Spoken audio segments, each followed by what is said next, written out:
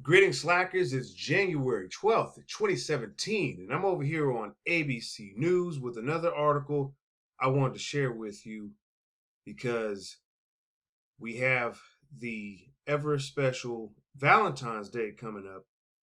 And so there's going to be a lot of marketing, there's going to be a lot of advertising. And so the reason why I want to read this article to you is it illustrates how celebrity culture and marketing work to get your attention to buy their products. I'm not against diamond rings. I'm not against marriage. Before you guys out there, before some woman comes along and puts pressure on you, puts the squeeze on you, all right? You already know what the deal is. And it's an insider Q&A. De Beers CEO talks diamonds, millennials. And this is by Joseph Pisani. Goes on to state here that instead of romantic proposals and engagement rings, the commercials trying to sell a new generation of diamonds show young couples rolling around on a bed, arguing in a car, and even questioning whether they'll ever marry. The ads are one way the diamond industry is trying to reach millennials, the under 35-year-olds who may be more focused on paying off student debt than buying diamonds and getting hitched. De Beers, the company that helped pay for the new commercials, say millennials are still purchasing diamonds, even though they are typically less affluent than their parents were at the same age. Quote, they are buying smaller pieces, says De Beers Group CEO Bruce Cleaver.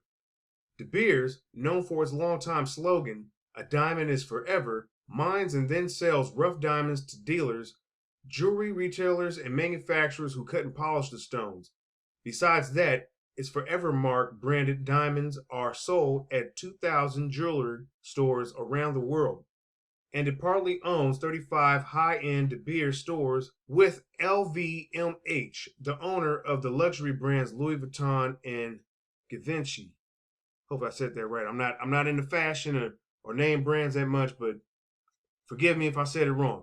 Anyways, moving on.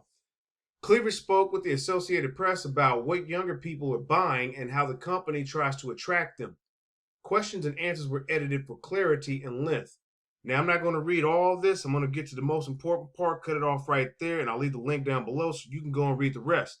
Question 1. How are millennial diamond buyers different than older generations? Answer. They are not as traditional as their parents. We find that they self-purchase more than their parents did, and that's quite an interesting opportunity because there was a time when pretty much all diamond purchases were men buying for women. We also find that purchase decisions are much more joint decisions than they're a couple. Question. Are you changing your advertising to reach these people? Answer. Traditionally, diamond advertising was very much a man buying for a woman. We started tailoring some of our adverts. There's a campaign running called, quote, Ever Us, which we are part of with Cindy, the owner of the Jared and Kay chain of jewelry stores. It's very much around a more modern couple where the purchasing decision is a joint decision. It's actually a 2-stone ring and the 2 stones are exactly the same size. That is very important because it symbolizes equality in the relationship. There's another piece of marketing aimed at millennials. We co-fund and are a principal of the Diamond Producers Association, which has been formed to market diamonds generically. It's very different from a traditional diamond advert. It's got a couple who don't know if they're going to get married. Question 3. How else do you get diamonds in front of millennials? Answer. Often around events like Grammys, Emmys, Oscars, we find that celebrity that millennials identify with the most. We've had Claire Danes wear them. We've had Sophie Turner, who's in Game of Thrones. So there's a range of celebrities who will dress in diamonds for those kinds of functions, and then hopefully they will tweet and blog on their experiences. For example, we opened the new De Beers store on Madison Avenue in New York, and one of the people we had over was Fan Bingbing. I don't know who the hell that is. Who's an extremely well-known celebrity and actress in China, no wonder. She blogs all the time and used all social media while she was in the store. That is tremendously successful marketing. That was deliberate to get her here. Even though the store is on Madison Avenue, it's a business that is very focused on Chinese tourists. Question 4. Did you have to pay Bing Bing to come to the opening? Answer. So in that case, we had to pay her. Sometimes we have to pay celebrities. Sometimes they like the product and just wear it.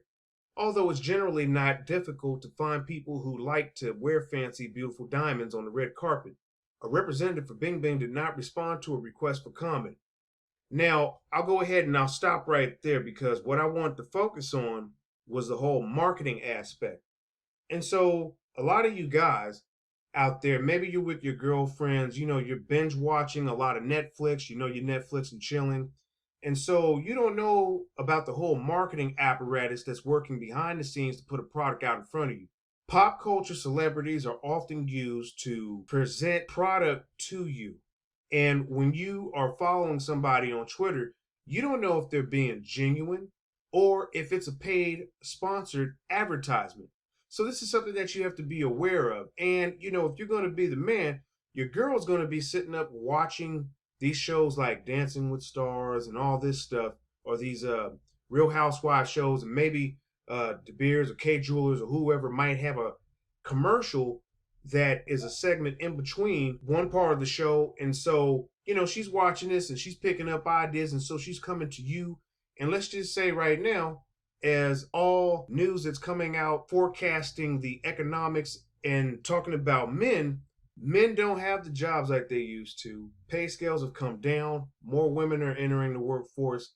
And so they're getting access to the better, higher paying jobs.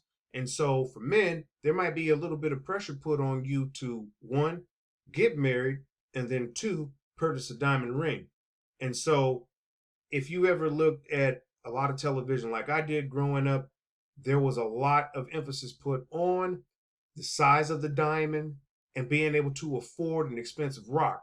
And you hear a lot of men struggle and kind of, grumble over this because, heck, you got some rings out there that are just as expensive as a BMW, okay? So this is something to think about if you're going to get into a relationship with somebody that's going to be for the long term. Hopefully you got the money to pony up. But if you don't, that shouldn't be a prerequisite for you to get married or be in a long committed relationship. Maybe you need to sit down and talk with your girl and find out where she's getting her ideas from, because I know some women out there can put pressure on men to get married, to buy them a ring and this and that.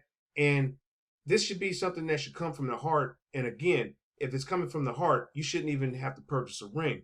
But those are my thoughts and opinion on the matter. Share with me what's yours down in the comments section below.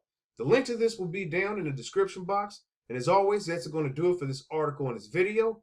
I'll catch you in the next one.